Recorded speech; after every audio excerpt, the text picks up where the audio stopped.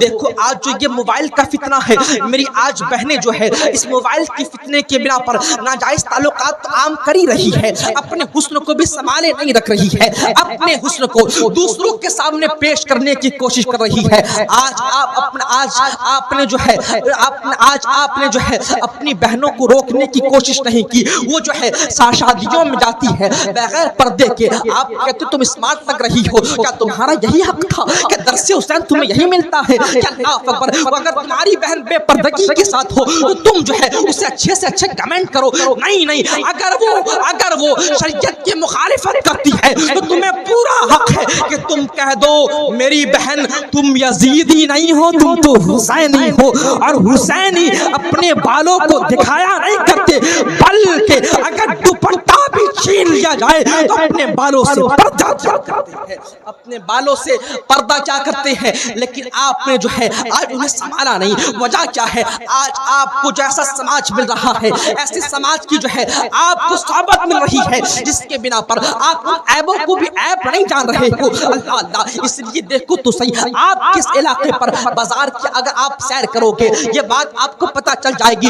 مسلمان کی لڑکی ہے، شاپنگ کرنے خود جاتی ہے، بالوں کو لہرا کر خود آتی ہے۔ اللہ، حضور فرماتے ہیں اگر کوئی لڑکی کسی بازار پر جاتی ہے، جب وہ جاتی گھر سے نکلتی ہے، اللہ کے فرشتے اس پر لعنت بھیجتے ہیں، اللہ تبارک و تعالیٰ بھی اس پر لعنت بھیجتا ہے۔ اس لیے اپنی بہنوں کو، اپنی ماؤں کو جو ہے بے پردگی کے ساتھ نہ دیکھو، اپنی ماؤں کو، اپنے بہنوں کو جو ہے بے پردگی والے سامان نہ کرنا دو، اس لیے کہ ہمارے سرکار فرماتے ہیں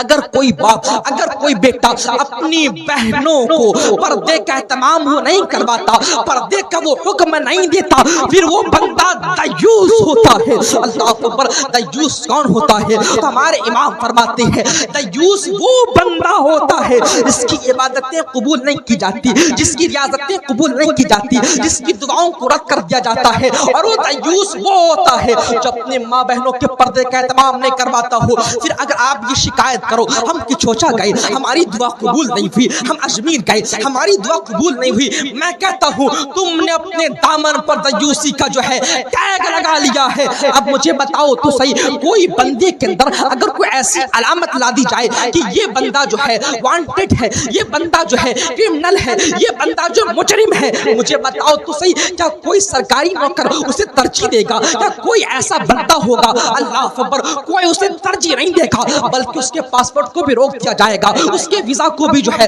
منقطع کر دیا جائے گا۔ پھر مجھے بتاؤ تو صحیح، تم اپنے گھر سے جا رہے ہو اور اپنے دامن پر دیوسی کا ٹیگ لے کر جا رہے ہو، پھر نگاہ سمنا تجھ پر نہیں ہونے والی، پھر نگاہ غریب نواز تجھ پر نہیں ہونے والی، تم پر کسی کی نگاہ نہیں ہونے والی۔ اگر تم چاہتی ہو کہ تم پر نگاہ ہو تو تم اپنی بہنوں کو پردے کا، اپنی بہنوں کو پردے کا حکم دو، اس لیے کہ اگر آپ پردے کا حکم نہیں دیتے تو آپ نے سرکار کی حدیث سنی ہوگی کہ حضور فرماتے کہ ایک عورت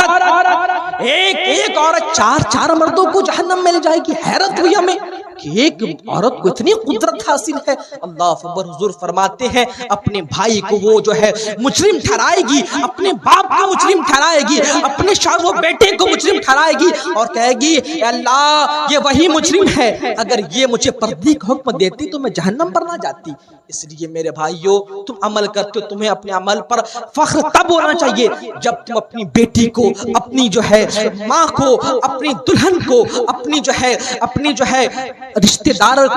داروں سے آپ والہانہ شریعت پیش کر انہیں طریقت و شریعت کے راستے پر چلانے کی کوشش کرو، ورنہ آپ کے اعمال تو اچھے ہوں گے، حشر پر اعلان ہو جائے گا فلاں لڑکی کے باپ کو جہنم پر ڈالا جائے، آپ سوچو گے اللہ ہم نے تو اچھے کام کیے، مگر تمہیں یہ حکم دیا جائے گا تم نے اچھے کام ضرور کیے تھے مگر اپنی بہن کو پردے کا حکم بنا دیا تھا۔ اس لیے میرے بھائیوں، پردے کا حکم دو، پردے کے ساتھ رکھنے کی کوشش کرو، دیوس نہ بنو، مردود نہ بنو، اللہ و رسول کی سنت کو یوں ہی جو ہے یزیدیوں کی طرح جانے نہ دو، بلکہ یزیدی آج بھی آپ کے ارد گرد گھومتے ہیں۔ آپ کو نہیں معلوم کہ دجال کی فتنے کے بارے میں آپ نے سنا ہوگا، انشاءاللہ کبھی میں آپ کو بتاؤں گا دجال کا فتنہ کس طریقے سے آج عروج پا چکا ہے، اس کے کتنے ایجنٹ آپ کے علاقے پر گھومتے ہیں، اس کے کتنے سارے ایجنٹ ہر ایک دیش میں گھوم رہے ہیں۔ اللہ اکبر، وہ آپ کو جو ہے سماج کو الگ طریقے سے دکھانے کی کوشش کرتا ہے۔ میں دجالی فتنے کو جو ہے موضوع نہیں بناتا، فقط ہی پیغام دینا چاہتا ہوں کہ آپ کی بیٹی اگر آپ کی آج بات نہیں مان رہی ہے، بری صحبت کی بنا پر نہیں مان رہی ہے، انہوں نے یہ بری صحبت کہاں سے انہوں نے حاصل کی، یا تو اس کی فرینڈ بری ہے یا پھر اس کے موبائل کا استعمال برا ہے۔ آپ کہو گے استعمال کیسے برا ہے؟ میں کہتا ہوں آج آپ اپنی بہنوں کو سیریل دیکھنے سے منع نہیں کرتے ہو، اسے فلم دیکھنے سے منع نہیں کرتے ہو، پھر جس طریقے سے وہ سیریل پر دیکھتی ہے، فلموں پر دیکھتی ہے، اسی طریقے سے اس کو کاپی کر اپنے جو ہے حسن کو دکھانے کی کوشش کرتی ہے۔ اس لیے میرے بھائیوں، اپنی بہن پر کڑی نگاہ ڈالو، اپنی بہنوں کو سمجھاؤ، اپنی بہنوں کو بھی اگر تم میک اپ کے سامان لا کر دو تو یہ کہنا میری بہن یہ لے میک اپ کے سامان، مگر اپنے شوہر کے علاوہ کسی کے سامنے حاضر نہ ہونا۔ اس لیے اسلام کے مقدس شہزادوں، اس لیے کہ حضور فرماتے ہیں تم میں جو سب سے بڑا فتنہ پیدا ہونے والا ہے، میں ایک فتنے کو چھوڑ کر جا رہا ہوں، وہ عورتوں کا فتنہ ہے۔